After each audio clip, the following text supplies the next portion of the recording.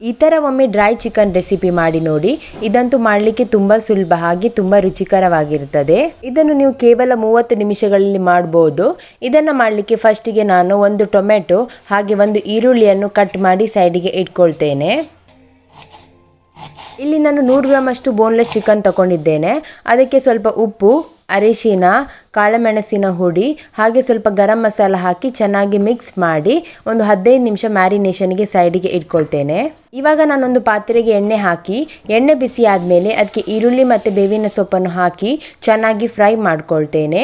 ಇವಾಗ ನಾನು ಅದಕ್ಕೆ ಸ್ವಲ್ಪ ಶುಂಠಿ ಬೆಳ್ಳುಳ್ಳಿ ಪೇಸ್ಟ್ ಹಾಗೆ ಹಸಿಮೆಣಸನ್ನು ಹಾಕಿ ಈರುಳ್ಳಿ ಸಾಫ್ಟ್ ಆಗೋ ತನಕ ಫ್ರೈ ಮಾಡಿಕೊಂಡು ಅದಕ್ಕೆ ಸ್ವಲ್ಪ ಮೆಣಸಿನ ಪುಡಿ, ಅರಿಶಿನ ಪುಡಿ, ಉಪ್ಪು ಹಾಗೆ ಸ್ವಲ್ಪ ಗರಂ ಮಸಾಲ ಹಾಕಿ ಚೆನ್ನಾಗಿ ಫ್ರೈ ಮಾಡ್ಕೊಳ್ತೇನೆ. ಈರುಳ್ಳಿ ಚೆನ್ನಾಗಿ ಫ್ರೈ ಆಗಿದೆ. ಇವಾಗ ನಾನು ಅದಕ್ಕೆ ಟೊಮೆಟೊ ಹಾಕಿ ಟೊಮೆಟೊ ಚೆನ್ನಾಗಿ ಫ್ರೈ ಆಗೋ ತನಕ ಇದನ್ನು ಬೇಯಿಸ್ಕೊಳ್ಬೇಕಾಗ್ತದೆ. ನಂತರ ನಾನು ಅದಕ್ಕೆ ಸ್ವಲ್ಪ ನೀರನ್ನು ಹಾಕಿ ಒಂದು 2 ರಿಂದ 3 ನಿಮಿಷ ತನಕ ಇದನ್ನು ಪುನಃ ಬೇಯಿಸ್ಕೊಳ್ತೇನೆ. ಟೊಮೆಟೊ ಚೆನ್ನಾಗಿ ಬೆಂದಿದೆ. ಇವಾಗ ನಾನು ಇದನ್ನು ಚೆನ್ನಾಗಿ ಮ್ಯಾಶ್ ಮಾಡ್ಕೊಳ್ತೇನೆ.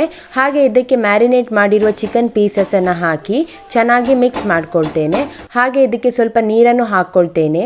ನೀರು ಹಾಕೋದ್ರಿಂದ ಚಿಕನ್ ತುಂಬ ಸಾಫ್ಟಾಗಿ ಚೆನ್ನಾಗಿ ಬೆಂದು ಬರ್ತದೆ.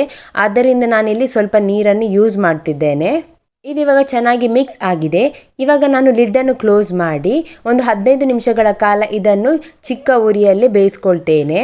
ಒಗ್ಗರಣೆಗೆ ನಾನು ಸ್ವಲ್ಪ ಸೋಂಪು, ಬ್ಯಾಡಗಿ ಮೆಣಸು ಹಾಗೆ ಸ್ವಲ್ಪ ಈರುಳ್ಳಿ ಹಾಕಿ ಫ್ರೈ ಮಾಡಿ ಅದಕ್ಕೆ ಸ್ವಲ್ಪ ಕಾಯಿ ತುರಿ ಹಾಕಿ ಪುನಃ ಫ್ರೈ ಮಾಡಿಕೊಂಡು ಮಾಡಿರುವ ಒಗ್ಗರಣೆಯನ್ನು ಚಿಕನ್ನಿಗೆ ಹಾಕಿ ಚೆನ್ನಾಗಿ ಮಿಕ್ಸ್ ಮಾಡ್ಕೊಳ್ತೇನೆ.